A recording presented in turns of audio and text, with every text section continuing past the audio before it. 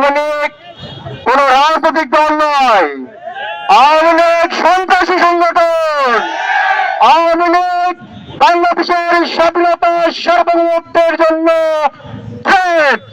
বাংলাদেশের দিল্লির এজেন্ডা বাস্তবায়নকারী দলের নাম হলো খুনি হাসিনার দল আওয়ামী লীগ। এই আওয়ামী লীগের রাজনীতি 36শে জুলাই 5 আগস্ট হয়ে গেছে। এই আওয়ামী লীগের দালালদের, খুনি হাসিনার দালালদের যেখানে পাওয়া যাবে সেখানে প্রতিরোধ করে তুলতে হবে। আমরা আজকে 1.5 বছর পরে খুনি হাসিনা এবং তার দূষণের বিচারের দাবিতে আমাদেরকে রাস্তায় নামতে হচ্ছে। আজকে শহীদদের রক্তের উপর যে অন্তর্বর্তীকালীন সরকার গঠিত হয়েছে, তারা গত 1.5 বছরে কি করেছে আমরা আজকে জানতে চাই। খুনি হাসিনার যে প্রশাসন, যারা গণহত্যা এবং শিশু হত্যায় সহযোগী করেছিল, যারা গুম খুন আইনাগরের সহযোগী ছিল, তাদের বিরুদ্ধে কি ব্যবস্থা নিয়েছে ইন্টারিম সরকার, সেটা আজকে আমরা জানতে চাই। আমরা হুঁশিয়ার করতে চাই, খুনি হাসিনার যত দল আছে, খুনি হাসিনার গুম খুন আইনাগর গণহত্যা এবং শিশু হত্যার যার সহযোগী আছে, প্রত্যেকের বিচার এই স্বাধীন বাংলাদেশে হবে।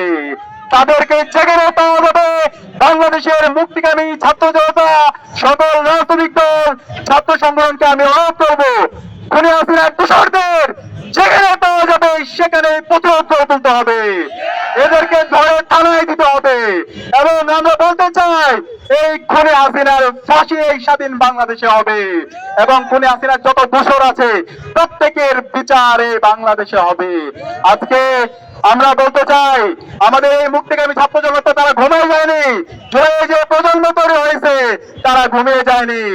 প্রতিরোধ করার জন্য তারা প্রস্তুত আছে।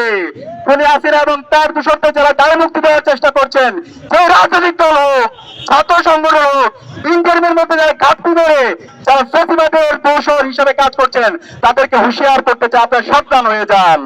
আপনারা সাবধান হয়ে যান।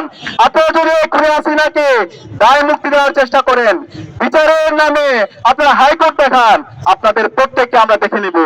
আমরা অনুরোধ করব, এই খুনি হাসিনার বিচারের দাবিতে আমাদের সবাইকে ঐক্যমত হইতে হবে।